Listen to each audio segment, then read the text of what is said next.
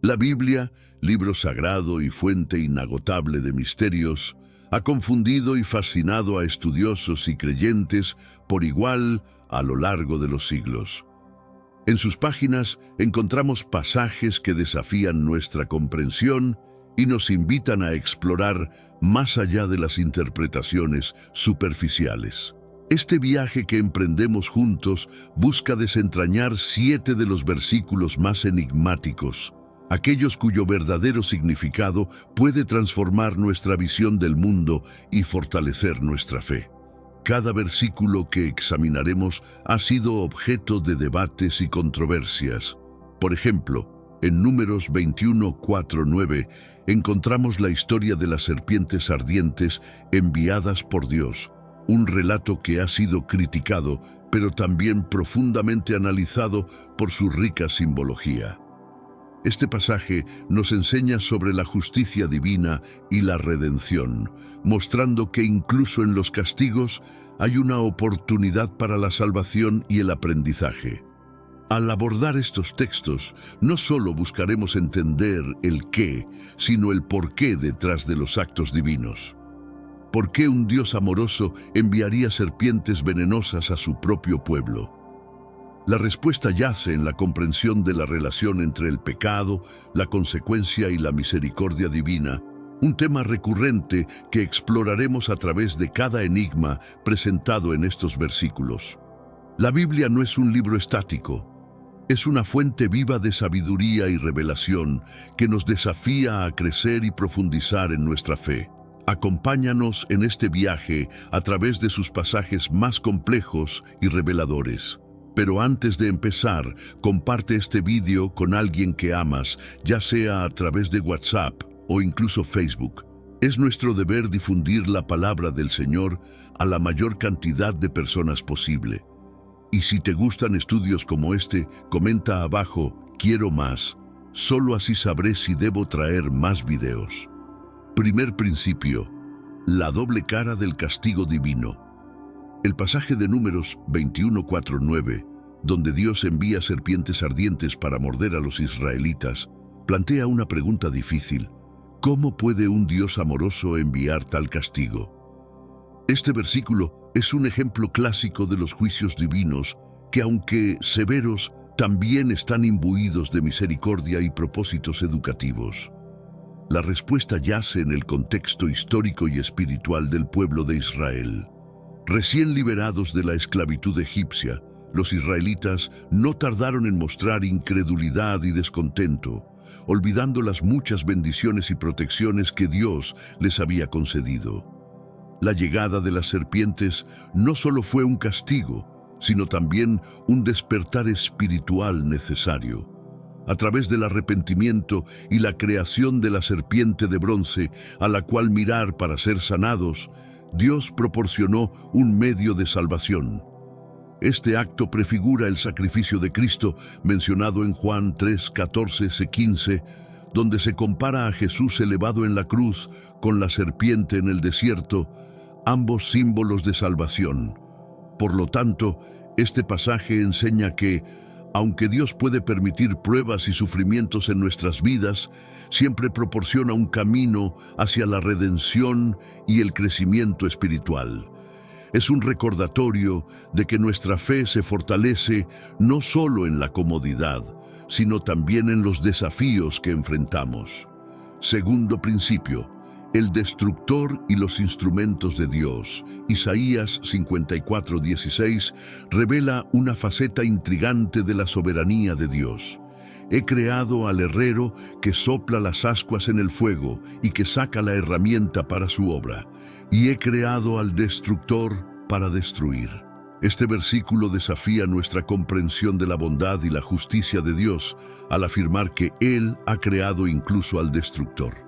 Este principio nos enseña sobre el equilibrio divino entre creación y destrucción. Así como un herrero utiliza tanto el martillo para construir como para desmantelar, Dios utiliza sus instrumentos para administrar el mundo, equilibrando el bien y el mal, la construcción y la destrucción, según su voluntad soberana y perfecta. El rol del destructor, aunque perturbador a primera vista, sirve para propósitos más grandes que pueden incluir la purificación, la disciplina y la preparación de su pueblo para futuros desafíos. Este concepto se refleja también en el Nuevo Testamento, donde figuras como el ángel de la muerte o las pruebas de fe actúan como herramientas divinas para el cumplimiento de propósitos mayores. Reflexionando sobre este principio, es esencial reconocer que nuestra visión limitada a menudo no puede abarcar la totalidad del plan divino. Aceptar que Dios tiene control sobre todas las fuerzas del universo, tanto constructivas como destructivas, puede llevarnos a una fe más profunda y resignada. Tercer principio, la serpiente de bronce, simbolismo y salvación. El relato de la serpiente de bronce en Números 21 no es solo un acontecimiento histórico, sino también un rico símbolo de salvación y sanación espiritual. Al ordenar a Moisés crear una serpiente de bronce y colocarla en un asta, Dios estableció un medio de curación física y espiritual para los israelitas mordidos por las serpientes venenosas. Este acto simbólico prefigura de manera profunda la crucifixión de Jesucristo, donde aquellos que miran a Cristo elevado en la cruz encuentran sanación y salvación eterna.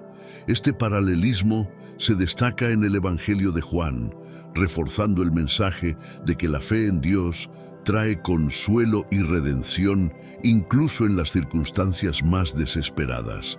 El simbolismo de la serpiente, que tradicionalmente representa el pecado y la tentación, siendo transformado en un instrumento de salvación, nos enseña sobre la capacidad de Dios para transformar el mal en bien, la desesperación en esperanza. Esto nos anima a confiar en que Dios puede redimir y transformar nuestras propias luchas y sufrimientos. Además, este episodio sirve como un recordatorio de la importancia de la obediencia y la fe.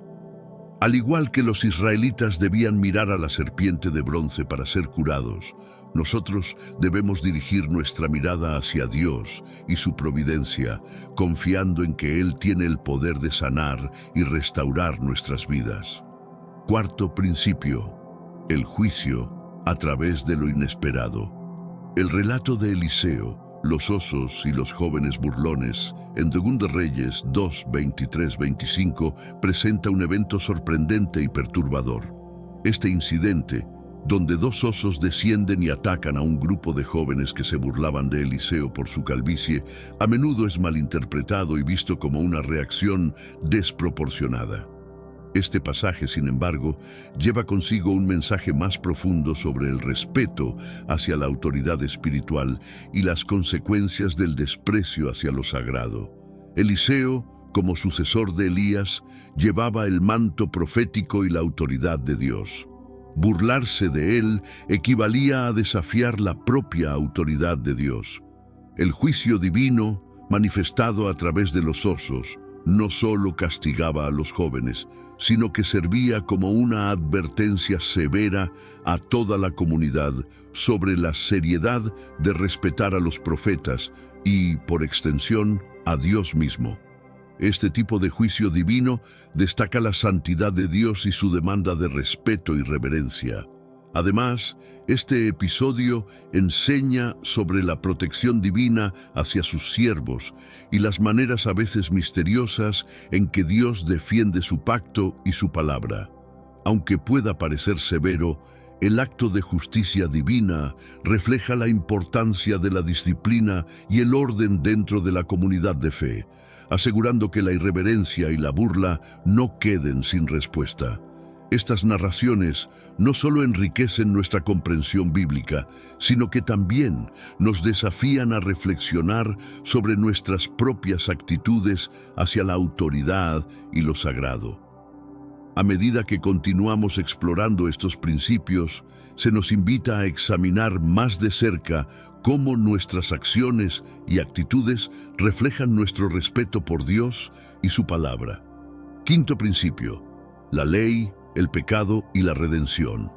La ley mosaica, especialmente como se refleja en Éxodo 21:20, ofrece un marco para entender la justicia divina en un mundo imperfecto. Este pasaje, que trata sobre el trato de los esclavos, puede ser desconcertante, pero revela cómo las leyes de Dios buscaban imponer orden y protección dentro de las limitaciones de una sociedad caída. Este texto legal no solo regula el comportamiento hacia los esclavos, sino que también establece un principio de responsabilidad y humanidad en un contexto donde la brutalidad era común. La ley buscaba mitigar los daños y ofrecer protección, mostrando la preocupación de Dios por los más vulnerables y marginados de la sociedad. Hermanos míos, estamos viviendo los últimos días en esta tierra. Quiero recalcar que ya todas las profecías se están cumpliendo y se acerca el momento del fin. Te pregunto ahora, si hoy fuera el día del rapto de la iglesia, ¿estás preparado? Decidí lanzar para ustedes mi libro digital Caminos de la Revelación, descifrando la Biblia por completo. Es exclusivo de nuestro canal y ya ha ayudado a miles de personas en todo el mundo a prepararse para este gran día. Sumérgete ahora mismo en las profundidades de Palabra de Dios y prepárate para este gran día descargando este material que enriquecerá tu vida espiritual. No pierdas el tiempo. Haz clic en el enlace disponible en el primer comentario fijado y descarga de inmediato. Las unidades son limitadas, por lo que es crucial actuar. Ahora, para asegurar el acceso a este poderoso material, hazlo ahora antes de que se acaben las unidades. Además, este principio de ley y justicia apunta hacia la redención final que se encuentra en Jesucristo, quien, a través de su vida y enseñanzas, cumplió y perfeccionó la ley mosaica. Cristo no solo obedeció la ley, sino que la elevó, enseñándonos a amar y servir desinteresadamente, poniendo las necesidades de los demás antes que las nuestras. Este enfoque en la ley y la redención nos anima a ver las regulaciones divinas no como restricciones arbitrarias, sino como guías que conducen a una vida más justa y compasiva. Nos invita a reflexionar sobre cómo nuestras propias leyes y prácticas pueden estar más alineadas con los principios de justicia y misericordia que Dios ha establecido. En Isaías 54:16 nos introduce a una imagen poderosa del herrero divino, una representación de Dios como creador de herramientas, tanto para construir como para destruir. Este versículo nos invita a reflexionar sobre la naturaleza dual de la creación. Todo lo que existe puede tener un propósito constructivo o destructivo, según la voluntad de Dios. En la vida cotidiana, vemos cómo herramientas simples pueden ser utilizadas para edificar o demoler. Del mismo modo, Dios, en su soberanía, moldea las circunstancias de la historia humana para revelar su poder y propósitos. Esto incluye levantar naciones y líderes, así como permitir pruebas y desafíos que purifiquen y fortalezcan el carácter de su pueblo. Este principio nos desafía a aceptar que incluso en la destrucción hay un propósito divino. Cuando enfrentamos situaciones difíciles o cuando observamos eventos mundiales desafiantes, podemos confiar en que Dios está trabajando para un bien mayor, aunque en el momento presente pueda ser difícil de entender. Reflexionar sobre este versículo nos enseña a buscar la sabiduría y la perspectiva divina, especialmente en momentos de cambio o crisis. Nos recuerda que, al igual que un herrero experto, Dios nunca desperdicia el material con el que trabaja. Cada golpe del martillo está calculado para formar y no para destruir sin razón. Sexto principio: la autoridad de lo profético.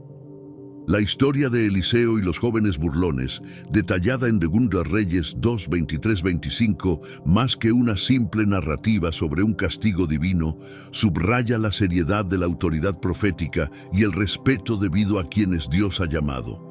Este incidente demuestra cómo la falta de respeto hacia lo sagrado puede llevar a consecuencias graves. y cómo Dios defiende la dignidad de sus enviados. Eliseo, como portador del manto profético de Elías, no solo era un líder espiritual, sino también el representante de Dios ante el pueblo. La burla hacia él era indirectamente una burla hacia la autoridad divina que él representaba. Este pasaje nos enseña sobre la importancia de honrar a aquellos que Dios ha ungido y la seriedad de nuestra actitud hacia lo divino. Además, este episodio refleja cómo Dios protege y vindica a sus siervos, asegurando que su palabra y su misión continúen sin ser obstaculizadas por el desprecio o la irreverencia. Nos recuerda que en nuestras propias comunidades debemos tratar a los líderes y a los demás con respeto y consideración, reconociendo que todos estamos bajo la autoridad de Dios. Esta historia nos desafía a examinar nuestras actitudes hacia la autoridad espiritual y a considerar cómo podemos apoyar mejor a aquellos que guían y enseñan en nuestras comunidades, respetando su papel y contribuyendo a un ambiente de respeto y honor. Pero antes de pasar al último y más misterioso principio, tengo dos ventajas que nos hacen ver la Biblia de otra manera. En 1 Corintios 5:1-5, Pablo instruye a la comunidad a entregar a un hombre a Satanás con el propósito de salvar su espíritu en el día del Señor. Este acto, que puede parecer extremo, refleja una dimensión profunda del amor y la disciplina divinos, donde la salvación eterna se prioriza sobre el bienestar temporal. Este principio nos enseña sobre la severidad de la disciplina espiritual y la importancia de la pureza dentro de la comunidad de creyentes. Al entregar a este hombre a Satanás, Pablo busca provocar un arrepentimiento profundo y una restauración espiritual, evitando que el pecado se extienda y corrompa a la comunidad. Este pasaje también nos recuerda que las medidas disciplinarias en la Iglesia deben ser guiadas por el amor y el deseo de restauración, no por el castigo mismo. El objetivo es siempre la redención y la reconciliación, buscando el retorno del individuo al camino de la rectitud y la comunión con la comunidad. Al reflexionar sobre este pasaje, se nos invita a considerar cómo nuestras propias comunidades manejan la disciplina y la corrección. ¿Son nuestros métodos conducentes a la restauración y la redención? ¿Cómo podemos asegurarnos de que nuestras acciones estén motivadas por el amor y el compromiso con el bienestar espiritual de todos? El tratamiento de los esclavos, según la ley mosaica, específicamente en Éxodo 21:20-21, a menudo es malentendido. Este pasaje ilustra cómo Dios buscó implementar justicia y orden en una época y cultura donde la esclavitud era una práctica común y socialmente aceptada. Dios, a través de Moisés, estableció leyes que no solo regulaban el tratamiento de los esclavos, sino que también introducían un sentido de humanidad y justicia en prácticas que, de otro modo, habrían sido brutales y despiadadas. Estas leyes buscaban proteger a los esclavos de abusos excesivos y asegurar que fueran tratados con un grado de dignidad y respeto. Además, este pasaje refleja la realidad de un mundo caído y la necesidad de leyes que aborden prácticas imperfectas de manera justa y equitativa. Nos enseña sobre la progresividad de la revelación divina y cómo las leyes de Moisés fueron un paso hacia una comprensión más completa de la justicia que se revelaría plenamente en Jesucristo. Estudiando este principio, se nos invita a considerar cómo podemos aplicar principios de justicia, equidad y compasión en nuestras propias vidas y sociedades, incluso en situaciones que no son ideales. Nos desafía a buscar maneras de implementar la justicia divina en nuestro mundo, siguiendo el ejemplo de Moisés y, en última instancia, de Jesucristo. Séptimo principio: la voz de lo inaudito. La narrativa de Balaam y la burra parlante en Números 22 no es solo un relato curioso, sino una profunda lección sobre la comunicación de Dios en formas inesperadas. Balaam, un profeta con visión espiritual, es corregido por un animal, lo cual rompe todas las expectativas sobre cómo se supone que deben suceder las revelaciones divinas. Este incidente nos enseña que Dios puede usar cualquier medio, por inusual que sea, para transmitir su mensaje. La burra ve el peligro espiritual invisible para Balaam, demostrando que a veces los menos esperados tienen percepciones que los más sabios no captan. Este giro inesperado en la historia desafía nuestras nociones de normalidad y expectativa. La intervención de la burra no solo salvó a Balaam de un encuentro mortal, sino que también le proporcionó una lección humilde sobre la soberanía de Dios. Esto nos recuerda que debemos estar abiertos a recibir guía de cualquier fuente que Dios elija, reconociendo que nuestra capacidad de entender su voluntad no está limitada a las convenciones humanas. Como seguidores de una fe rica en misterios, se nos llama a ser humildes y receptivos, abiertos a las sorpresas que Dios puede poner en nuestro camino. Balaam, a pesar de ser un profeta, necesitaba la intervención de su burra para ver la realidad espiritual frente a él. Esto subraya que ningún ser humano está por encima de necesitar corrección y que a veces las lecciones más importantes vienen de las fuentes más humildes.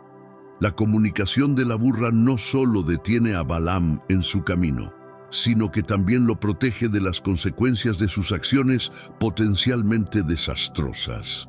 Este momento es crucial, ya que muestra que Dios cuida de sus siervos, guiándolos incluso a través de medios milagrosos y poco convencionales. Este pasaje nos desafía a considerar nuestra propia receptividad a la guía divina, recordándonos que la sabiduría puede venir de cualquier lugar. Al reflexionar sobre este relato, debemos preguntarnos si estamos abiertos a aprender de todas las fuentes, manteniendo un corazón humilde y un espíritu enseñable. A medida que concluimos nuestra exploración de los versículos complejos y principios ocultos en la Biblia, nos centramos en la autoridad suprema y la victoria que se encuentran en Jesucristo. Él es el cumplimiento y la personificación de todas las lecciones y principios que hemos discutido, y su vida ofrece el ejemplo perfecto de obediencia y servicio a Dios. Cristo, en su ministerio terrenal, demostró una profunda humildad y una autoridad sin igual, enseñándonos que el verdadero poder espiritual se encuentra en la entrega total a la voluntad del Padre. Su muerte y resurrección son el clímax de una vida vivida en perfecta armonía con los principios divinos y ofrecen a todos los creyentes la esperanza de redención y renovación. La victoria de Jesús sobre la muerte y el pecado es un testimonio del amor y la misericordia de Dios, mostrando que ninguna fuerza es demasiado grande para ser superada por el poder divino. Esta victoria no solo ofrece salvación, sino también la promesa de una vida transformada, guiada por los principios bíblicos que hemos explorado. Finalmente, como seguidores de Cristo, estamos llamados a vivir en el poder de su resurrección, aplicando los principios bíblicos en nuestras vidas diarias. Esto implica una caminata de fe continua, donde buscamos activamente aplicar las lecciones de humildad, obediencia y amor que aprendemos a través de las Escrituras. A lo largo de esta exploración de los versículos difíciles de la Biblia, hemos visto cómo incluso lo que parece absurdo o incomprensible puede albergar profundas verdades espirituales. Cada historia y cada principio nos invitan a mirar más allá de la superficie, buscando el significado más profundo que Dios ha tejido en su palabra. Estos relatos bíblicos, llenos de enigmas y paradojas, no están destinados simplemente a confundirnos, sino a expandir nuestra comprensión de Dios y su relación con la humanidad. Nos desafían a pensar de manera más crítica y compasiva sobre nuestra fe y las formas en que interactuamos con los demás a la luz de las Escrituras. Además, cada uno de estos principios ofrece una oportunidad para aplicar lecciones de vida que son eternas y universales, ya sea a través de la aceptación de la corrección, la valoración de la humildad o la comprensión de la justicia divina. Estamos invitados a crecer en nuestra relación con Dios y con los demás. Este viaje, a través de los pasajes más desafiantes de la Biblia, es una invitación a todos los creyentes a profundizar en su estudio de la palabra de Dios. Nos anima a no temer las preguntas difíciles ni las tensiones aparentes en el texto, sino a abrazar estos como catalizadores para un mayor crecimiento y comprensión. Una vez que hemos descubierto estos principios ocultos en las Escrituras, el siguiente paso es aplicarlos en nuestra vida diaria. Cada uno de los principios explorados no solo tiene implicaciones teológicas, sino también prácticas que podemos llevar a nuestra interacción diaria con el mundo. La aplicación de estos principios requiere una reflexión continua y una dedicación a vivir de acuerdo con los valores del reino de Dios. Esto significa practicar la humildad, buscar la justicia, ofrecer misericordia y caminar en obediencia, no como una carga, sino como una expresión alegre de nuestra fe. Además, al aplicar estos principios, nos convertimos en testigos de la verdad y la gracia de Dios en un mundo que a menudo valora lo opuesto. Nuestra vida puede entonces servir como un faro de esperanza y un testimonio del poder transformador del Evangelio. Este compromiso con la aplicación práctica de los principios bíblicos también nos desafía a ser líderes en nuestras comunidades, promoviendo un entendimiento más profundo de la Biblia y ayudando a otros a navegar sus propias luchas y dudas. Al concluir nuestro viaje a través de estos versículos difíciles y principios impactantes, nos enfrentamos al desafío de no solo entenderlos, sino de vivirlos. Esta transformación no es un evento único, sino un proceso continuo que requiere compromiso, paciencia y gracia. Cada principio que hemos explorado actúa como un llamado a examinar nuestras vidas y alinearnos más estrechamente con la voluntad de Dios. Esto implica una disposición a cambiar y adaptarse, reconociendo que el crecimiento espiritual es un viaje que nunca termina. Además, este compromiso con la transformación nos invita a ser parte de una comunidad de fe que apoya y fomenta el crecimiento mutuo. Al compartir nuestras experiencias y desafíos, podemos ayudarnos mutuamente a vivir de acuerdo con los principios divinos. La historia del libro de los Hechos comienza poco después de un evento monumental: la ascensión de Jesús al cielo. Según Lucas, Jesús apareció a sus apóstoles durante 40 días después de su resurrección, enseñándoles acerca del reino de Dios. Los apóstoles estaban llenos de preguntas, especialmente sobre cuándo sería restaurado el reino de Israel, Hechos 1:6. Pero ¿sabes realmente qué se esconde detrás de estos valiosos escritos del libro de los Hechos? ¿Y por qué pocas personas saben realmente toda la verdad? En los próximos minutos comprenderás cómo un simple libro de la Biblia puede llegar hasta nosotros y cambiar nuestras vidas hasta el día de hoy. El final de este estudio te sorprenderá. En una de las ocasiones más importantes de la Biblia, mientras compartían una comida, Jesús les hizo una solicitud especial. Les pidió que permanecieran en Jerusalén hasta que recibieran la promesa del Padre, el Espíritu Santo, Hechos 1:4-5. Este mandato era fundamental para el próximo capítulo de sus vidas, pues serían empoderados para llevar el mensaje de Jesús hasta lo último de la tierra, Hechos 1:8. Mientras Jesús hablaba, ocurrió algo que desafía nuestra imaginación. Fue levantado al cielo ante sus ojos, desapareciendo detrás de una nube. Hechos 1:9. Los apóstoles, asombrados, miraban fijamente al cielo cuando dos hombres vestidos de blanco aparecieron y les aseguraron que Jesús volvería de la misma manera que se había ido. Hechos 1:10, 11.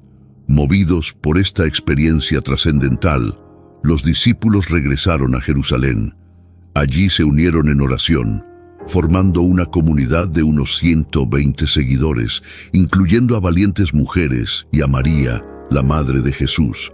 Hechos 1:14, 15. Esta comunidad sería la semilla de la iglesia que cambiaría el mundo.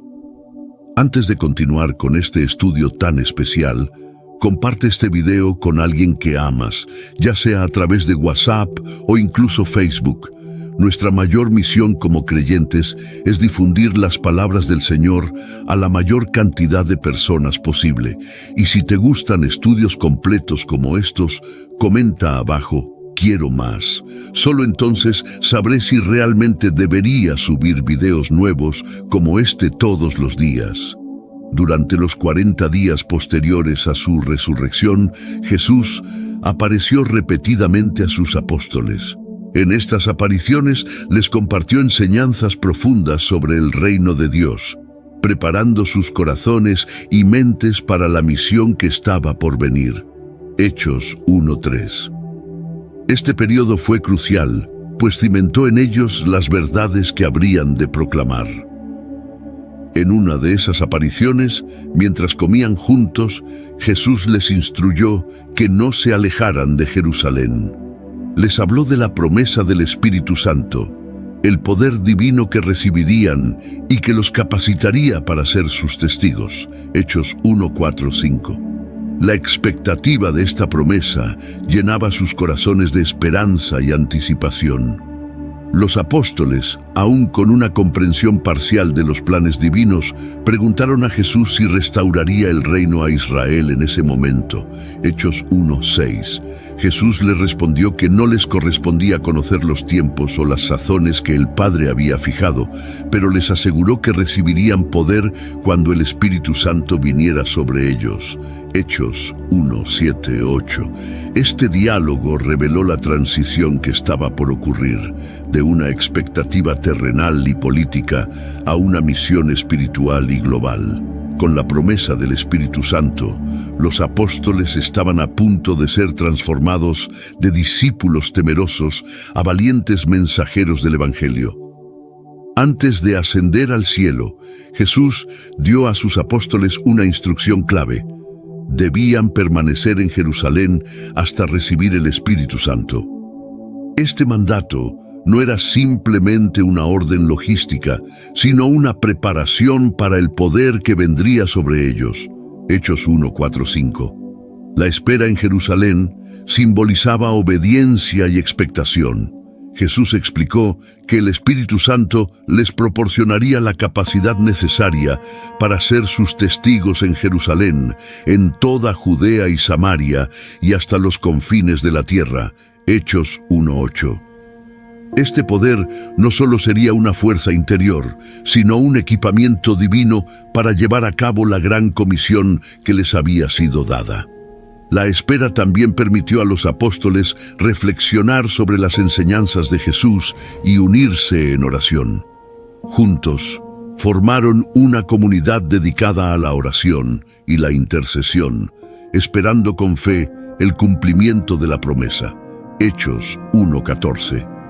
Este tiempo de preparación espiritual los unió y fortaleció como cuerpo de creyentes. La instrucción de Jesús de esperar en Jerusalén destaca la importancia de la paciencia y la preparación espiritual antes de embarcarse en grandes tareas. Los apóstoles, obedeciendo esta instrucción, estaban listos para recibir el Espíritu Santo y comenzar su misión global. El momento de la ascensión de Jesús fue un evento dramático y conmovedor. Mientras hablaba con sus apóstoles, fue levantado al cielo, desapareciendo de su vista tras una nube. Hechos 1:9. Este evento no solo marcó el final de su ministerio terrenal, sino también el comienzo de la misión apostólica. Los apóstoles, perplejos y maravillados, permanecieron mirando al cielo cuando dos hombres vestidos de blanco aparecieron a su lado. Hechos 1:10. Estos hombres, ángeles enviados por Dios, les preguntaron por qué estaban mirando al cielo y les aseguraron que Jesús volvería de la misma manera en que se había ido. Hechos 1:11. Esta promesa de retorno dio a los apóstoles una esperanza futura y una motivación presente. Sabían que Jesús, quien había sido llevado al cielo, un día regresaría en gloria. Este conocimiento infundió en ellos una urgencia para cumplir su misión con fidelidad y dedicación. La ascensión también señaló el inicio de una nueva era en la cual el Espíritu Santo sería el consolador y guía de los creyentes. Los apóstoles, ahora sin la presencia física de Jesús, se preparaban para recibir el poder prometido que les permitiría continuar su obra en la tierra. Después de la ascensión de Jesús, los apóstoles regresaron a Jerusalén con gran gozo y se unieron en oración constante. Hechos 1:12-14. Este periodo de espera y oración fue crucial para la unidad y preparación de la comunidad de creyentes que estaba formándose. La comunidad consistía en aproximadamente 120 personas, incluyendo a las mujeres que habían seguido a Jesús y a María, su madre. Hechos 1:14-15. Esta inclusión de mujeres en la comunidad destaca la igualdad y la unidad que caracterizaban a los primeros cristianos. En sus reuniones, los apóstoles y los demás creyentes dedicaban tiempo a la oración y la intercesión, buscando la guía y el poder de Dios. Este ambiente de oración ferviente preparó sus corazones para el derramamiento del Espíritu Santo que estaba por venir. La unión de la comunidad en Jerusalén no solo fortaleció su fe, sino que también estableció un modelo de comunión y apoyo mutuo. Este modelo sería fundamental para la expansión de la Iglesia y el cumplimiento de la misión encomendada por Jesús. Después de la ascensión de Jesús y durante su tiempo de oración y espera, la comunidad de discípulos enfrentó un desafío crucial: la sustitución de Judas Iscariote. Pedro, tomando la iniciativa, destacó la importancia de que el nuevo apóstol fuera alguien que había estado con Jesús desde el bautismo de Juan hasta la ascensión. Hechos 1:21-22. Dos candidatos fueron presentados: José, llamado Barsabás, y Matías. La comunidad oró fervientemente, pidiendo la guía de Dios en su elección. Finalmente, echaron suertes y el destino señaló a Matías como el nuevo apóstol. Hechos 1:24-26. Con esta elección, el grupo de los 12 apóstoles quedó completo nuevamente, listo para la misión que tenían por delante. La elección de Matías no solo restauró el número de los apóstoles, sino que también reafirmó la confianza de la comunidad en la dirección divina. Este evento subrayó la importancia de la oración y la dependencia en la voluntad de Dios en la toma de decisiones cruciales. Con Matías como uno de los 12, la comunidad se sintió fortalecida y preparada para recibir el Espíritu Santo. Esta nueva cohesión y unidad eran esenciales para el próximo gran evento, el día de Pentecostés. El día de Pentecostés llegó y los seguidores de Jesús estaban reunidos en un solo lugar. De repente, un sonido como el de un viento fuerte llenó toda la casa donde estaban sentados. Hechos 2:1-2. Lo que parecía ser lenguas de fuego se posaron sobre cada uno de ellos, y todos fueron llenos del Espíritu Santo, comenzando a hablar en diferentes lenguas según el Espíritu les concedía. Hechos 2:3-4. En ese tiempo, Jerusalén estaba llena de judíos devotos de todas las naciones. Atraídos por el sonido, se juntaron en asombro al escuchar a los discípulos hablar en sus propios idiomas. Hechos 2:5-6. La multitud estaba asombrada y perpleja, preguntándose cómo estos galileos podían hablar en tantas lenguas diferentes. Algunos se burlaron, sugiriendo que los discípulos estaban borrachos. Sin embargo, Pedro, junto con los otros apóstoles, se puso de pie y, levantando su voz, explicó que no estaban borrachos, sino que lo que sucedía era el cumplimiento de la profecía de Joel sobre el derramamiento del Espíritu Santo. Hechos 2, 14, 16. Pedro continuó su discurso, testificando sobre Jesús de Nazaret, su muerte y resurrección, y cómo Dios lo había exaltado.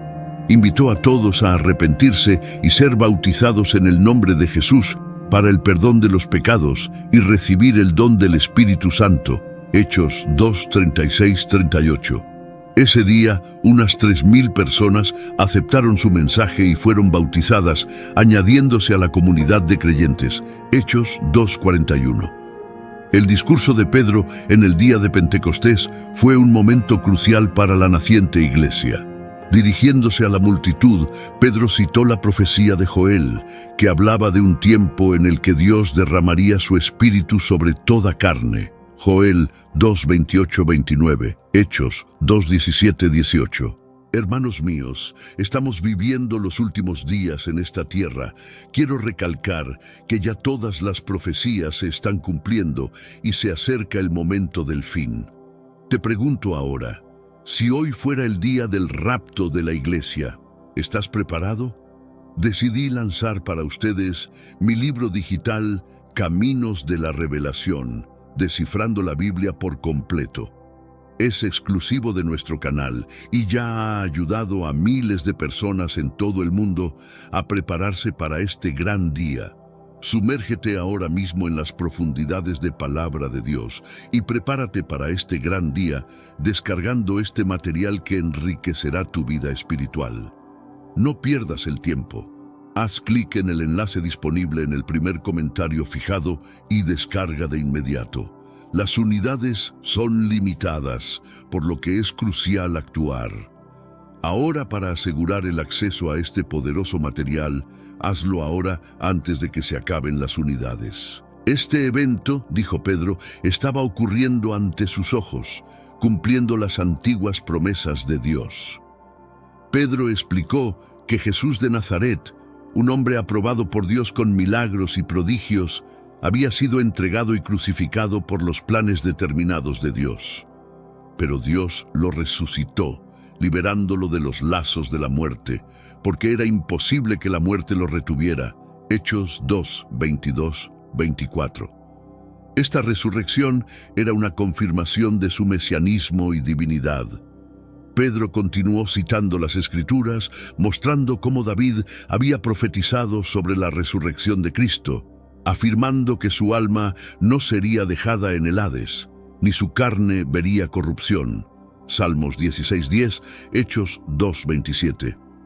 Este argumento bíblico era poderoso y convincente para su audiencia judía, quienes reverenciaban a David como su gran rey y profeta. Finalmente, Pedro hizo un llamado a la acción. Arrepentíos y bautícese cada uno de vosotros en el nombre de Jesucristo para perdón de los pecados, y recibiréis el don del Espíritu Santo. Hechos 2:38.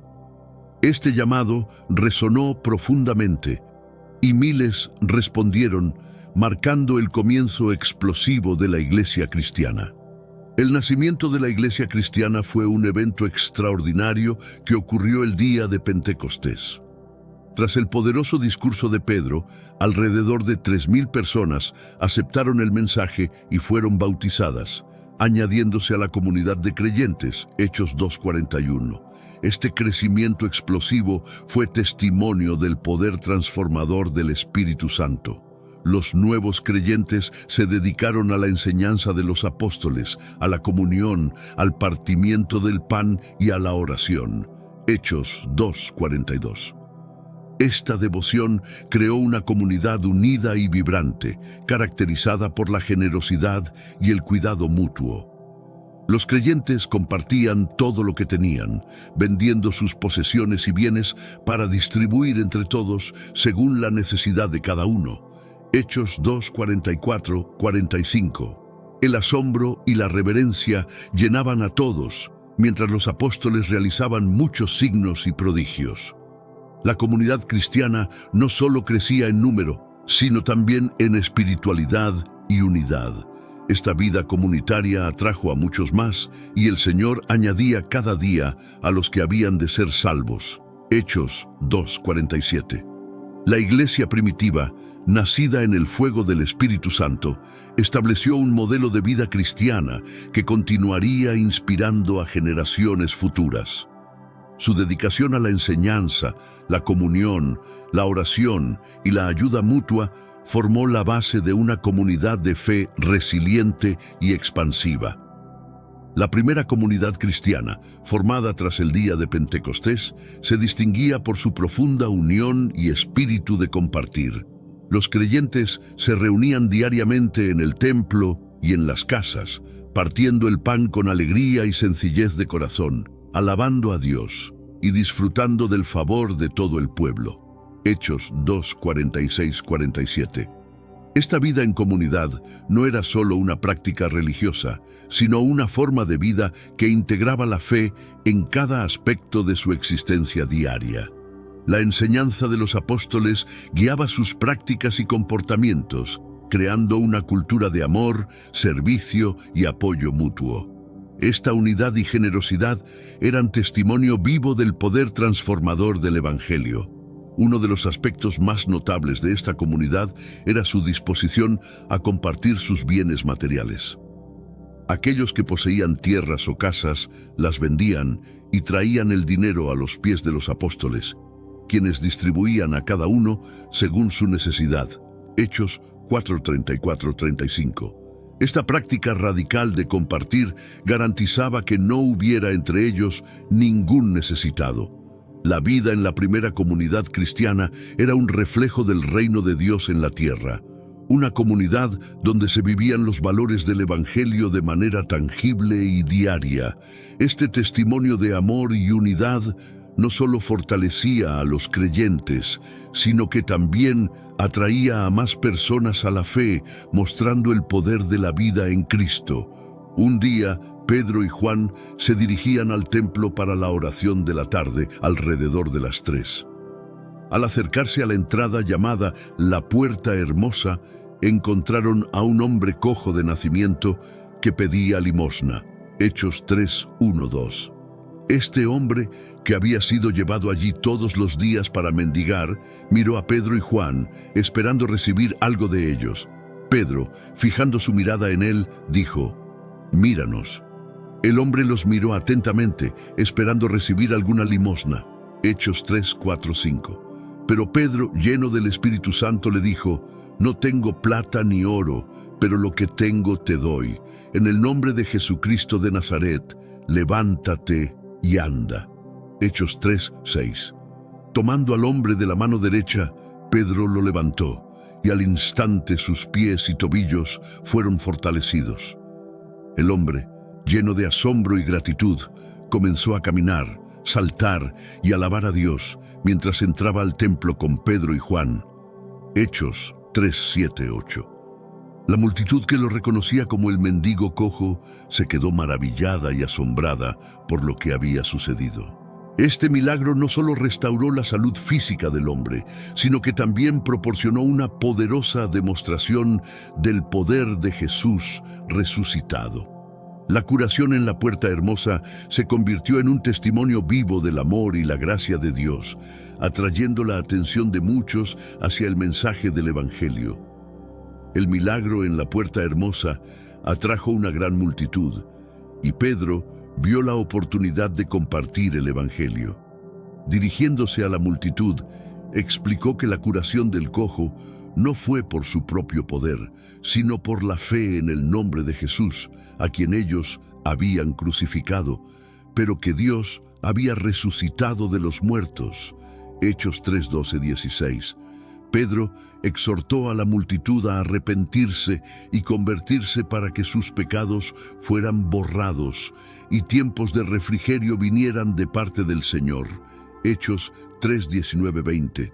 Mientras hablaban, los sacerdotes, el capitán del templo y los saduceos, molestos por la enseñanza sobre la resurrección de Jesús, arrestaron a Pedro y Juan y los pusieron en prisión hasta el día siguiente. Hechos 4:1-3. Al día siguiente, los líderes religiosos se reunieron y les preguntaron: ¿con qué poder o en qué nombre habéis hecho esto? Pedro, lleno del Espíritu Santo, respondió valientemente que la curación fue hecha en el nombre de Jesucristo de Nazaret, a quien ellos habían crucificado, pero que Dios había resucitado. Hechos 4:7-10. A pesar de las amenazas y la intimidación, Pedro y Juan se mantuvieron firmes en su testimonio. Declararon que no podían dejar de hablar de lo que habían visto y oído. Hechos 4:20.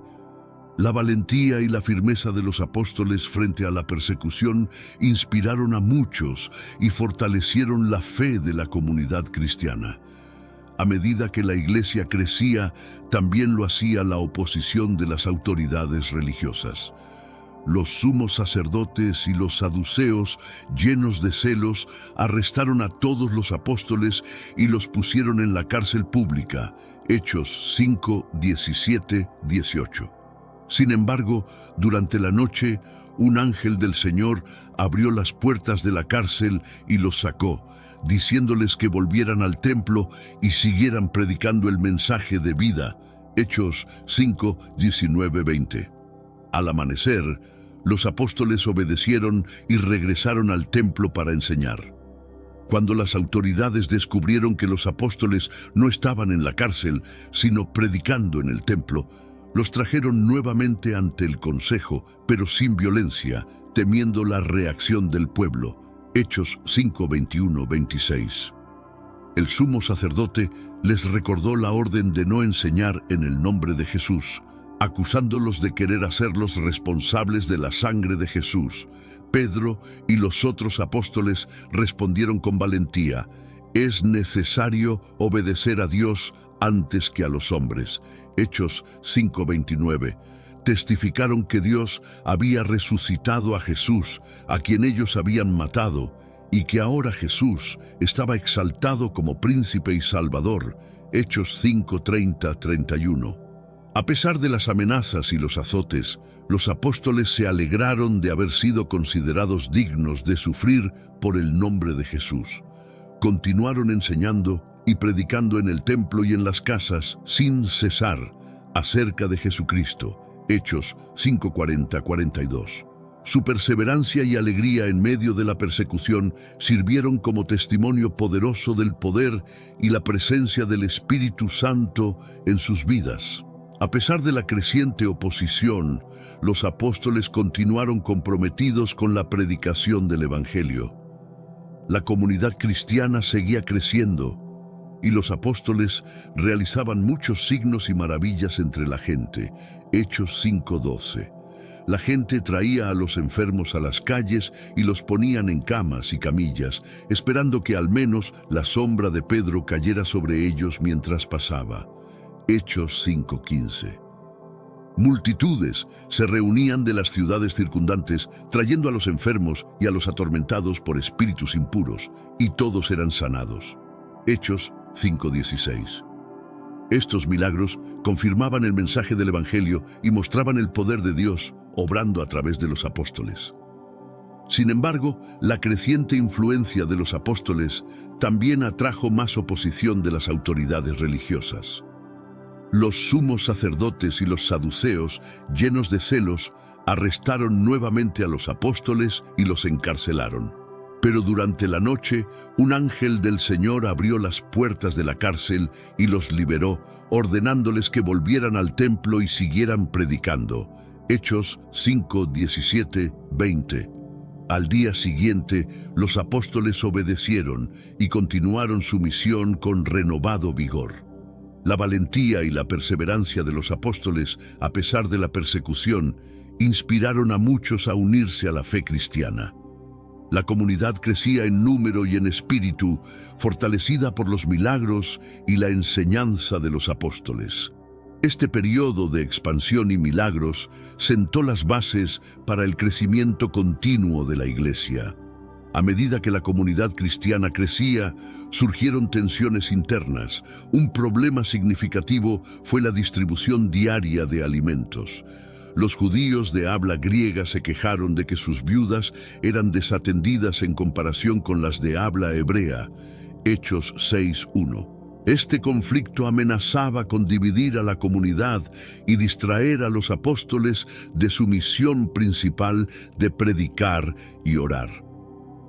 Para resolver este problema, los 12 apóstoles convocaron a toda la comunidad de discípulos y propusieron seleccionar a 7 hombres de buena reputación, llenos del Espíritu y de sabiduría, para encargarse de esta tarea.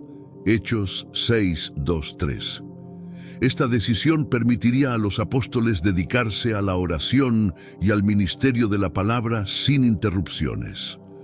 La propuesta fue bien recibida por toda la comunidad. Eligieron a Esteban, un hombre lleno de fe y del Espíritu Santo, junto con Felipe, Prócoro, Nicanor, Timón, Parmenas y Nicolás, un prosélito de Antioquía. Hechos 6:5. Los apóstoles oraron y les impusieron las manos, comisionándolos para su nuevo ministerio. La elección de los 7 diáconos no solo resolvió el problema inmediato, sino que también fortaleció la estructura organizativa de la iglesia primitiva.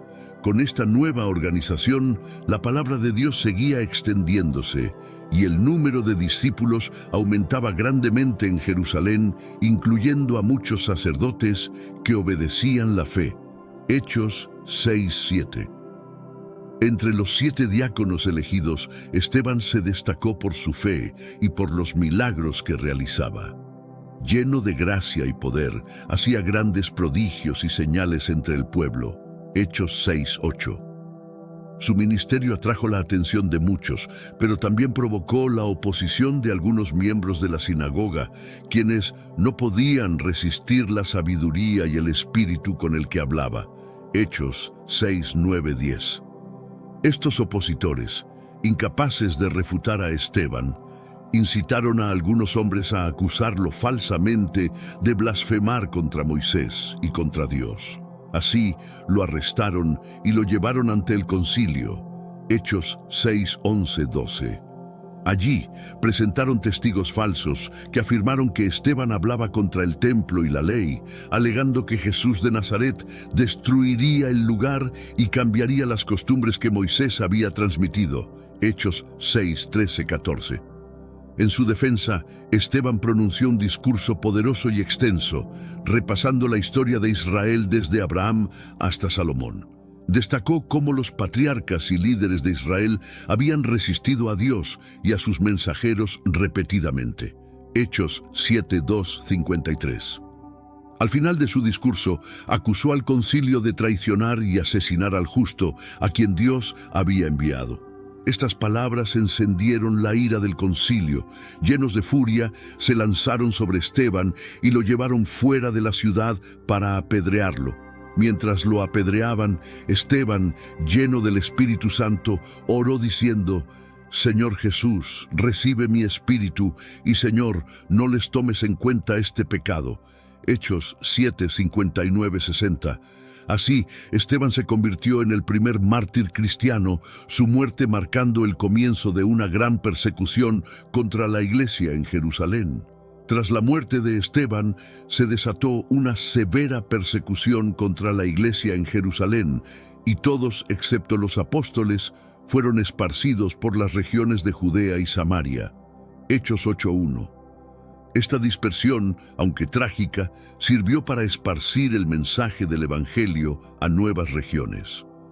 Los creyentes que huyeron de Jerusalén iban por todas partes anunciando la palabra de Dios.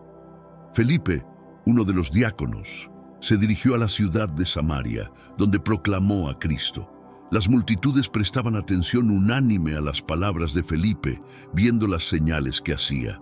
Muchos espíritus inmundos salían de los poseídos, y muchos paralíticos y cojos eran sanados, trayendo gran gozo a la ciudad.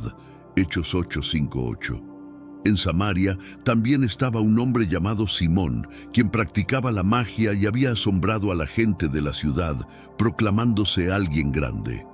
Sin embargo, cuando escuchó a Felipe y vio las señales y grandes milagros que hacía, también creyó y fue bautizado. Simón seguía a Felipe a todas partes, maravillado por los milagros que presenciaba. Hechos 8, 9, 13. Cuando los apóstoles en Jerusalén oyeron que Samaria había recibido la palabra de Dios, enviaron a Pedro y a Juan para orar por ellos y para que recibieran el Espíritu Santo. Al imponerles las manos, los samaritanos recibieron el Espíritu Santo. Hechos 8, 14, 17. Esta experiencia fortaleció la nueva comunidad de creyentes y evidenció la expansión del Evangelio más allá de las fronteras judías. Simón el mago, aunque bautizado, tenía un entendimiento equivocado del poder de Dios. Al ver que el Espíritu Santo era impartido por la imposición de manos de los apóstoles, ofreció dinero a Pedro y Juan, diciendo: «Dadme también a mí este poder, para que cualquiera a quien yo imponga las manos reciba el Espíritu Santo». Hechos 8, 18, 19. Pedro, indignado por esta proposición, le respondió con severidad: «Tu dinero perezca contigo, porque has pensado que el don de Dios se obtiene con dinero. No tienes tú parte ni suerte en este asunto, porque tu corazón no es recto delante de Dios». Hechos 8, 20, 21. Pedro lo instó a arrepentirse de su maldad y a pedir perdón a Dios por su mal pensamiento. Hechos 8, 22. Atemorizado, Simón pidió a Pedro que orara por él, para que nada de lo que había dicho le sucediera. Hechos 8:24. Este incidente sirvió como una fuerte lección sobre la naturaleza del don de Dios, que no puede ser comprado ni manipulado, sino que se recibe con un corazón humilde y arrepentido. Después de esto, Pedro y Juan regresaron a Jerusalén, predicando el Evangelio en muchos pueblos de los samaritanos a lo largo del camino. Hechos 8:25. El incidente con Simón subrayó la importancia de la pureza de motivaciones en la recepción de los dones espirituales y fortaleció la integridad de la naciente iglesia en Samaria. Mientras tanto, un ángel del Señor habló a Felipe y le dijo que se levantara y fuera hacia el sur, al camino que desciende de Jerusalén a Gaza. Felipe obedeció y en el camino encontró a un eunuco etíope, un alto funcionario de la reina Cándace de Etiopía, que había ido a Jerusalén para adorar y regresaba sentado en su carro leyendo el libro del profeta Isaías. Hechos 8, 26, 28. El Espíritu dijo a Felipe que se acercara y se uniera al carro. Al acercarse, escuchó que el eunuco leía en voz alta Isaías y le preguntó si entendía lo que leía. El eunuco respondió: «¿Y cómo podré si alguno no me enseñare?», e invitó a Felipe a subir y sentarse con él. Hechos 8, 29, 31. El pasaje que el eunuco estaba leyendo hablaba del siervo sufriente y su sacrificio. Isaías 53, 7, 8. Felipe, comenzando con esa escritura, le anunció el Evangelio de Jesús. Al pasar junto a un cuerpo de agua, el eunuco dijo: «Mira, agua, ¿qué impide que yo sea bautizado?». Felipe le dijo que si creía con todo su corazón, podía ser bautizado. El eunuco confesó su fe en Jesús como el Hijo de Dios, y ambos descendieron al agua, donde Felipe lo bautizó. Hechos 8, 36, 38. Cuando salieron del agua, el Espíritu del Señor arrebató a Felipe, y el eunuco no lo vio más, pero siguió su camino gozoso. Felipe se encontró en Azoto y continuó predicando el Evangelio en todas las ciudades hasta llegar a Cesarea. Hechos 8, 39, 40. Este encuentro destacó la naturaleza inclusiva del Evangelio, alcanzando a personas de todas las naciones y estatus. Saulo, conocido por su implacable persecución de los seguidores de Jesús, estaba en camino a Damasco con la intención de llevar prisioneros a Jerusalén a los cristianos, pero en el camino una luz del cielo lo rodeó y cayó al suelo al escuchar una voz que le decía: «Saulo, Saulo, ¿por qué me persigues?». Hechos 9:3-4. Saulo, asombrado, preguntó quién hablaba, y la voz respondió: Yo soy Jesús, a quien tú persigues. Dura cosa te es dar coces contra el aguijón. Hechos 9:5. Temblando y asombrado, Saulo preguntó qué debía hacer. Jesús le instruyó que se levantara, entrara en la ciudad, y allí se le diría lo que debía hacer. Hechos 9:6. Saulo se levantó, pero estaba ciego, y tuvo que ser llevado de la mano a Damasco, donde pasó 3 días sin ver, ni comer, ni beber. Hechos 9:8-9. Mientras tanto, en Damasco, un discípulo llamado Ananías recibió una visión del Señor, quien le ordenó ir a la casa donde estaba Saulo para imponerle las manos y restaurar su vista. Hechos 9:10-12. Ananías, aunque inicialmente renuente debido a la reputación de Saulo, obedeció al Señor. Al encontrar a Saulo, le impuso las manos y le dijo: Hermano Saulo, el Señor Jesús, que se te apareció en el camino, me ha enviado para que recibas la vista y seas lleno del Espíritu Santo. Hechos 9:17. Al instante, algo como escamas cayeron de los ojos de Saulo y recobró la vista, se levantó y fue bautizado. Hechos 9:18. Después de la conversión de Saulo, Pedro continuó viajando y ministrando en diversas ciudades. En Lida encontró a un hombre llamado Eneas, que había estado postrado en cama durante 8 años, paralítico. Pedro le dijo: Eneas, Jesucristo te sana, levántate y haz tu cama. Hechos 9:34. Al instante, Eneas se levantó, y todos los que vivían en Lida y Sarón lo vieron y se convirtieron al Señor. Hechos 9:35.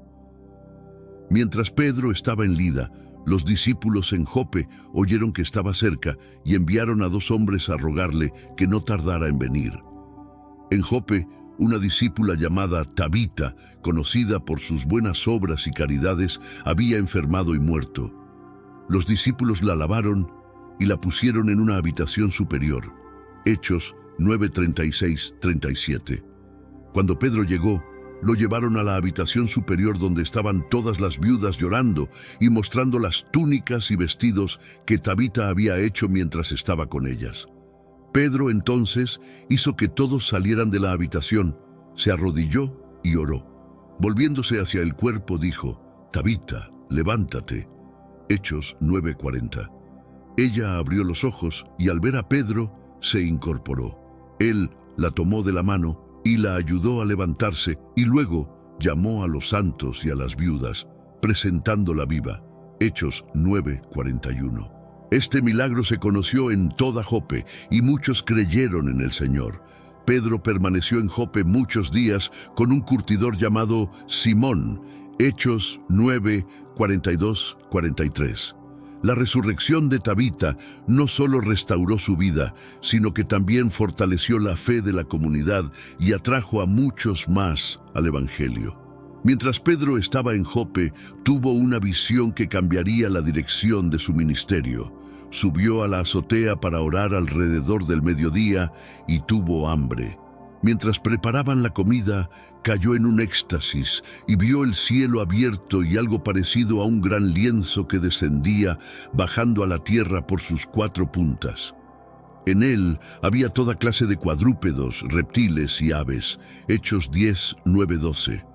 Una voz le dijo: Levántate, Pedro, mata y come. Pero Pedro respondió: Señor, no, porque ninguna cosa común o inmunda he comido jamás. La voz le habló por segunda vez: Lo que Dios ha limpiado, no lo llames tú común. Hechos 10:13-15. Esto sucedió 3 veces, y el lienzo fue recogido al cielo. Mientras Pedro reflexionaba sobre la visión, el Espíritu le dijo que 3 hombres lo buscaban y que no dudara en ir con ellos. Estos hombres habían sido enviados por Cornelio, un centurión romano devoto y temeroso de Dios, que también había tenido una visión en la que un ángel le instruía a enviar por Pedro. Hechos 10:17-22. Pedro acompañó a los hombres a Cesarea, donde Cornelio había reunido a su familia y amigos cercanos para escuchar el mensaje. Pedro compartió el Evangelio y mientras hablaba, el Espíritu Santo descendió sobre todos los que escuchaban. Asombrados, los creyentes judíos que habían venido con Pedro se dieron cuenta de que el don del Espíritu Santo también se había derramado sobre los gentiles, pues los oían hablar en lenguas y glorificar a Dios. Hechos 10, 44-46. Pedro ordenó que fueran bautizados en el nombre de Jesucristo. Hechos 10, 48. La conversión de Cornelio marcó el comienzo de una nueva fase en la expansión de la iglesia. Mientras tanto, los creyentes, dispersos por la persecución tras la muerte de Esteban, viajaron hasta Fenicia, Chipre y Antioquía, predicando el Evangelio solo a los judíos. Hechos 11:19. Sin embargo, algunos de Chipre y Cirene, al llegar a Antioquía, también hablaron a los griegos, predicando el Señor Jesús. Hechos 11:20. La mano del Señor estaba con ellos, y un gran número creyó y se convirtió al Señor.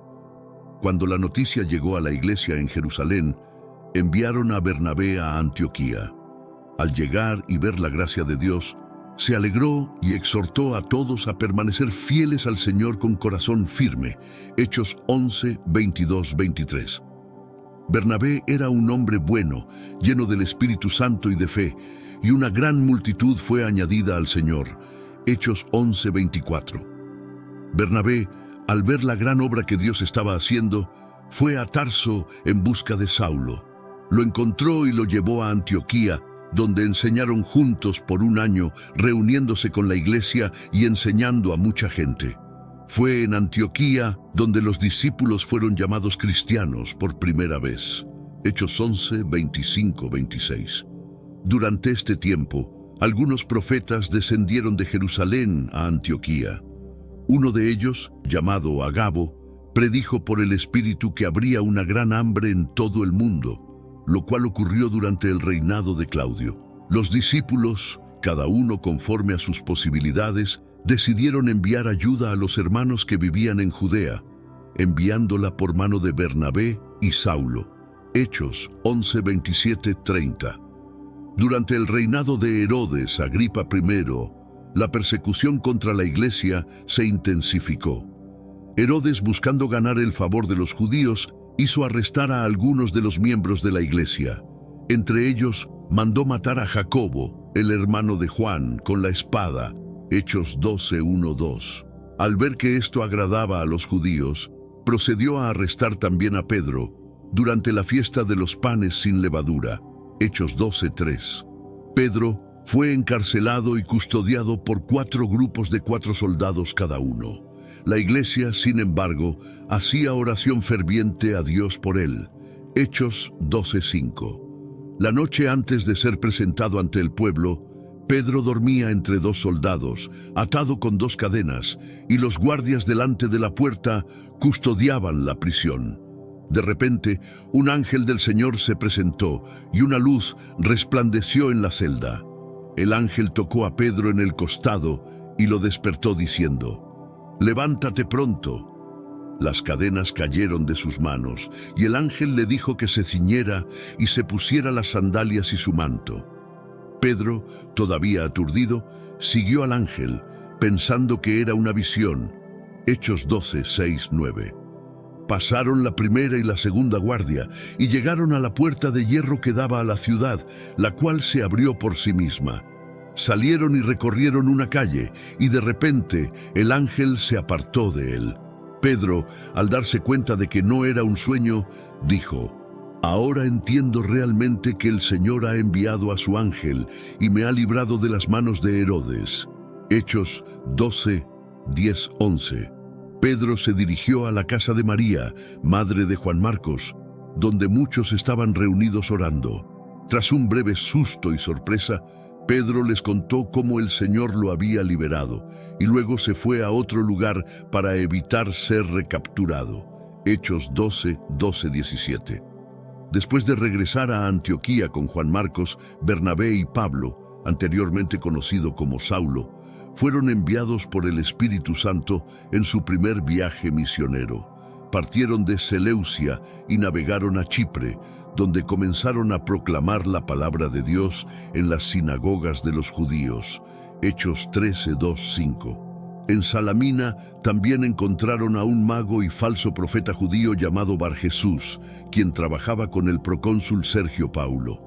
Sergio Paulo, un hombre inteligente, deseaba escuchar la palabra de Dios, pero el mago, también llamado Elimas, intentaba desviar al procónsul de la fe.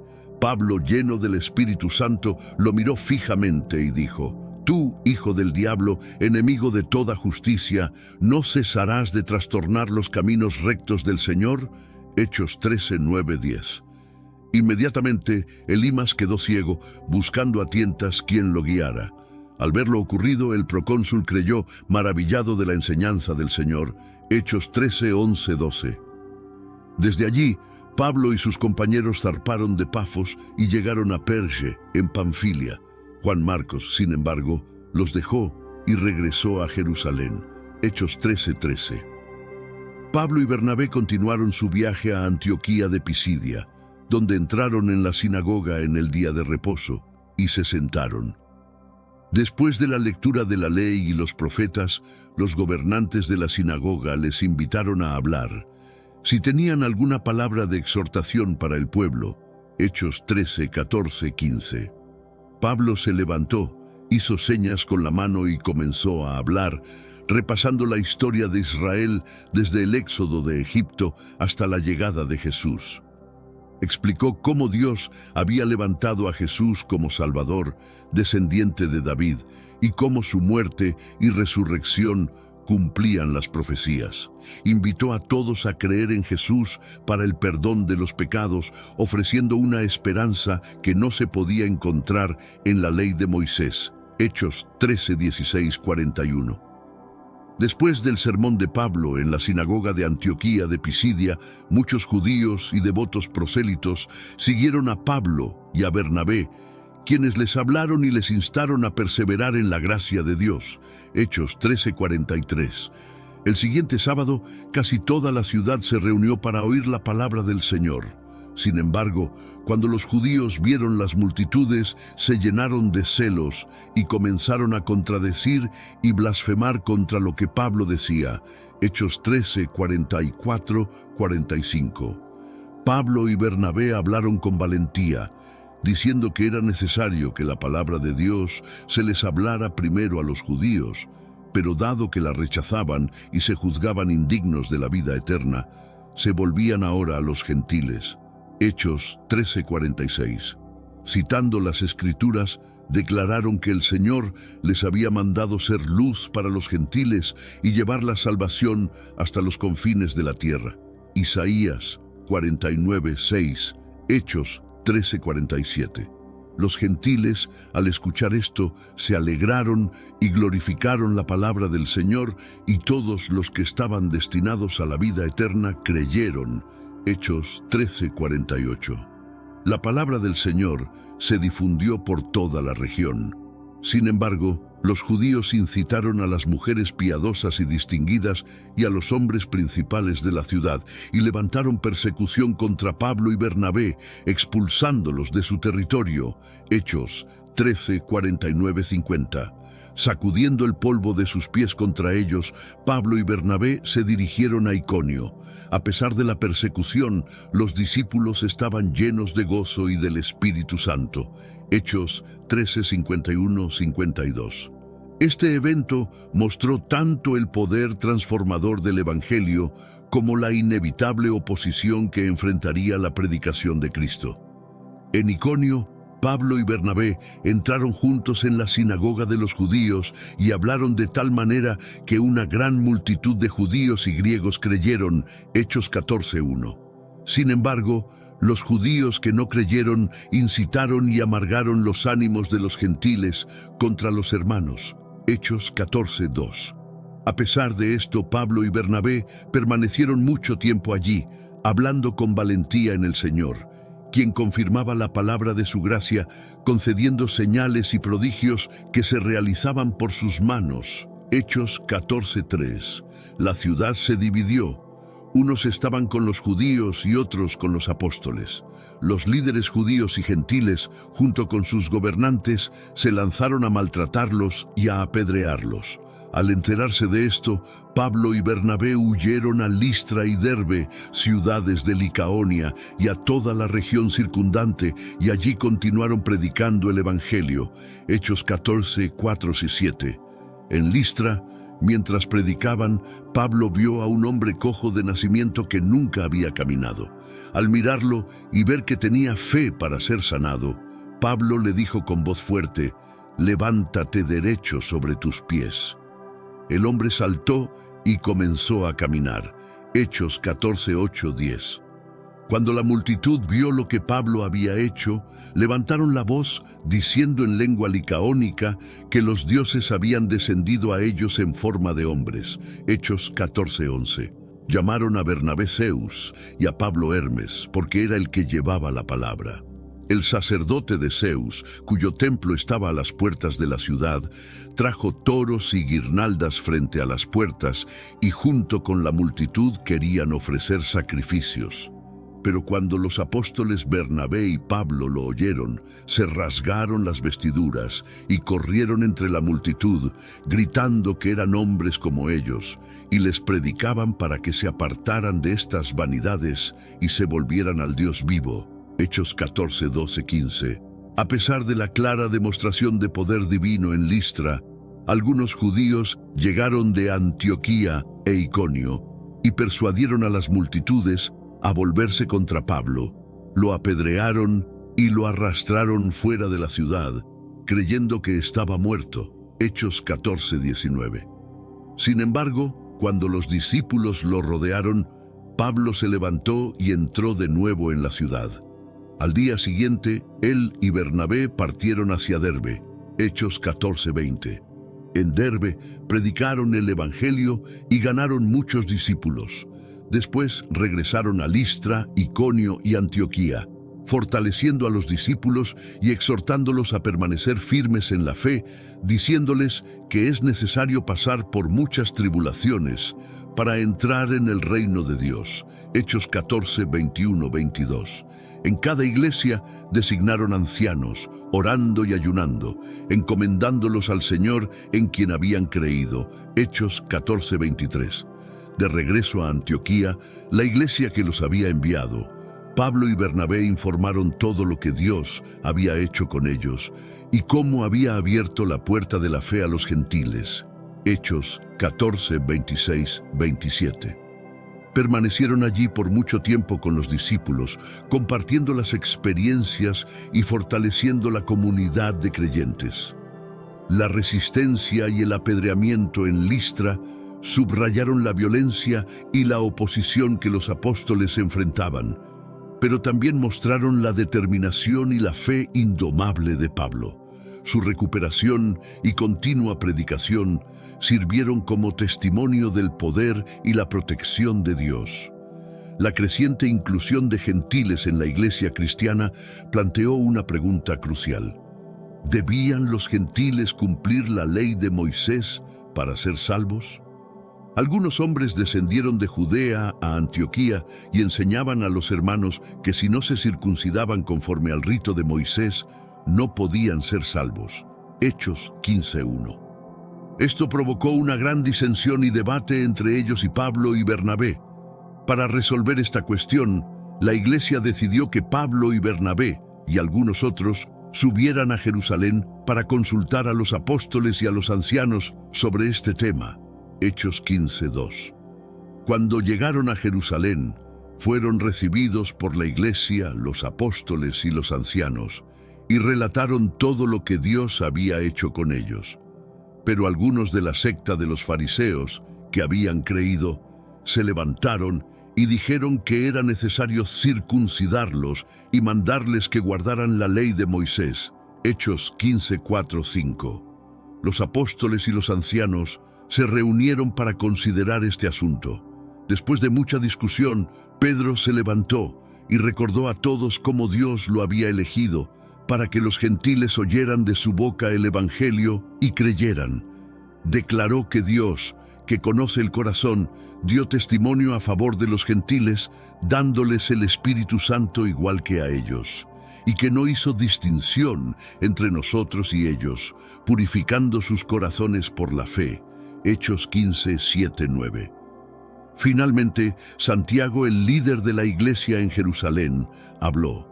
Citó las Escrituras para mostrar que la inclusión de los gentiles estaba en el plan de Dios y propuso que no debían imponer la ley de Moisés a los gentiles convertidos, excepto que se abstuvieran de lo contaminado por los ídolos, de fornicación, de lo estrangulado y de sangre.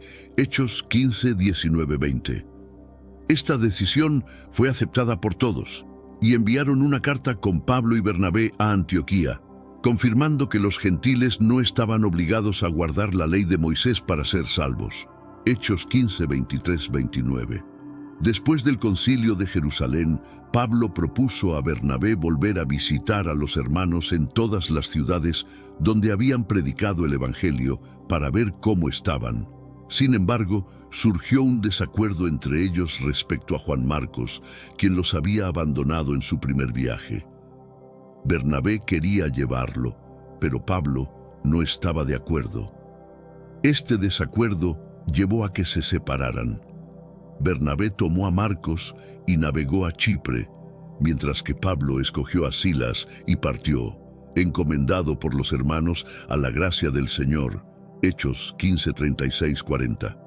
Pablo y Silas viajaron por Siria y Cilicia, fortaleciendo a las iglesias.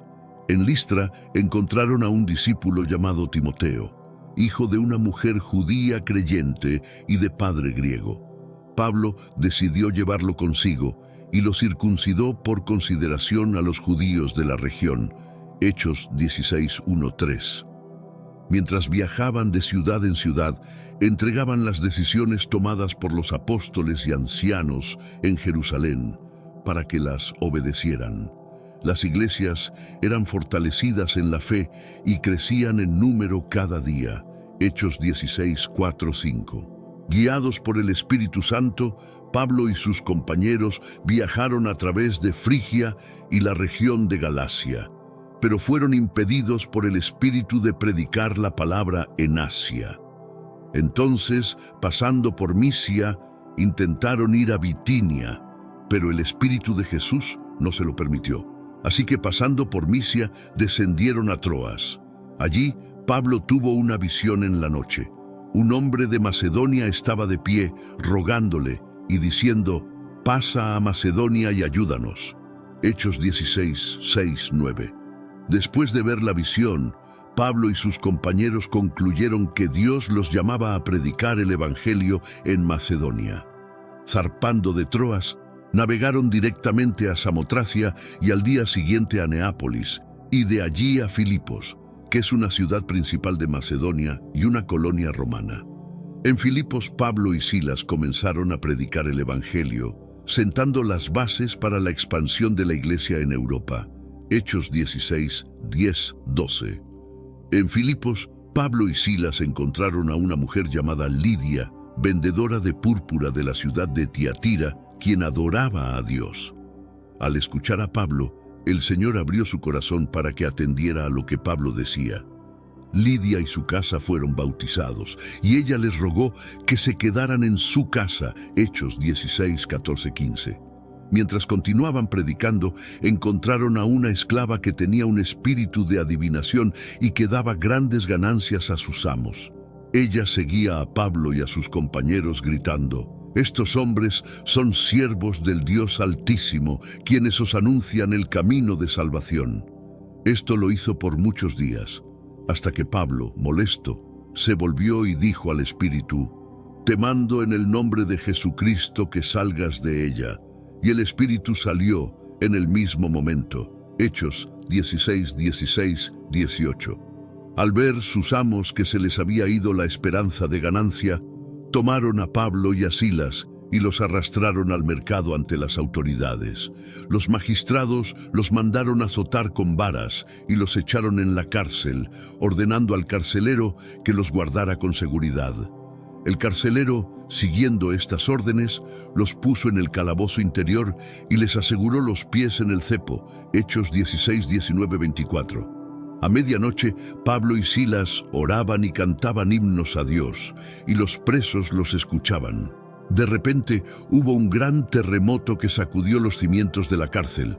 Al instante, todas las puertas se abrieron y las cadenas de todos se soltaron.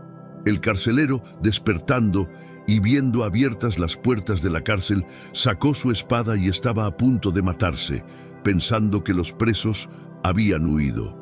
Pero Pablo clamó a gran voz: «No te hagas ningún mal, pues todos estamos aquí». Hechos 16, 25, 28. El carcelero pidió luz, corrió adentro y temblando se postró ante Pablo y Silas.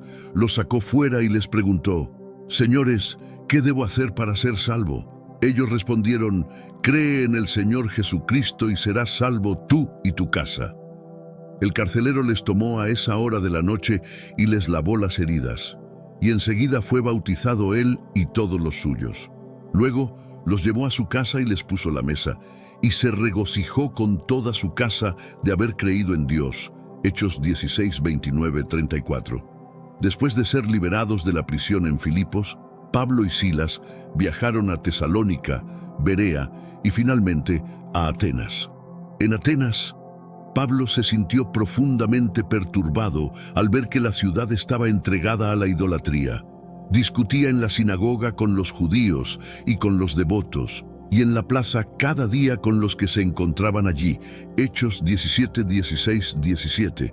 Algunos filósofos epicúreos y estoicos comenzaron a debatir con él y lo llevaron al Areópago diciendo: «¿Podemos saber qué es esta nueva enseñanza de que hablas? Porque traes a nuestros oídos cosas extrañas. Queremos, pues, saber qué quiere decir esto». Hechos 17, 19, 20. Los atenienses y los extranjeros residentes pasaban su tiempo en ninguna otra cosa, sino en decir o en oír algo nuevo. Hechos 17, 21. Pablo, de pie en medio del Areópago, dijo: «Atenienses, en todo observo que sois muy religiosos, porque pasando y mirando vuestros santuarios, hallé también un altar en el cual estaba esta inscripción: al Dios no conocido. Al que vosotros adoráis, pues sin conocerle, es a quien yo os anuncio». Hechos 17, 22, 23. Explicó que Dios, el creador del mundo y todo lo que en él hay, no habita en templos hechos por manos humanas, ni es servido por manos humanas, como si necesitara algo, pues él es quien da a todos vida y aliento y todas las cosas. Hechos 17, 24, 25. Pablo continuó diciendo que Dios ha determinado los tiempos señalados y los límites de la habitación de los hombres, para que busquen a Dios, si en alguna manera, palpando, puedan hallarle, aunque no está lejos de cada uno de nosotros. Porque en él vivimos, nos movemos y somos, como algunos de vuestros propios poetas también han dicho, porque linaje suyo somos. Hechos 17, 26, 28. Habiendo pasado por alto los tiempos de esta ignorancia, Dios ahora manda a todos los hombres en todo lugar que se arrepientan, porque ha establecido un día en el cual juzgará al mundo con justicia por aquel varón a quien ha designado, dando fe a todos con haberle levantado de los muertos. Hechos 17, 30, 31. Al oír de la resurrección de los muertos, algunos se burlaban, pero otros dijeron: «Te oiremos acerca de esto otra vez». Hechos 17, 32. Así Pablo salió de entre ellos, pero algunos hombres se unieron a él y creyeron, entre ellos Dionisio, el Areopagita, y una mujer llamada Dámaris, y otros con ellos. Hechos 17, 34. Después de Atenas, Pablo se dirigió a Corinto, una ciudad conocida por su vibrante vida comercial y diversidad cultural. Allí conoció a un judío llamado Aquila, nacido en Ponto, y a su esposa Priscila, que habían llegado recientemente de Italia debido a un decreto del emperador Claudio que ordenaba que todos los judíos salieran de Roma. Pablo se quedó con ellos, ya que eran del mismo oficio, fabricantes de tiendas. Hechos 18, 1-3. Durante los sábados, Pablo discutía en la sinagoga tratando de persuadir a judíos y griegos. Cuando Silas y Timoteo llegaron de Macedonia, Pablo se dedicó exclusivamente a la predicación, testificando a los judíos que Jesús era el Cristo. Sin embargo, cuando los judíos se opusieron y blasfemaron, Pablo se sacudió sus vestidos y les dijo: «Vuestra sangre sea sobre vuestra propia cabeza. Yo estoy limpio. Desde ahora me iré a los gentiles». Hechos 18:4-6. Pablo dejó la sinagoga y se fue a la casa de un hombre llamado Ticio Justo, que adoraba a Dios, cuya casa estaba junto a la sinagoga.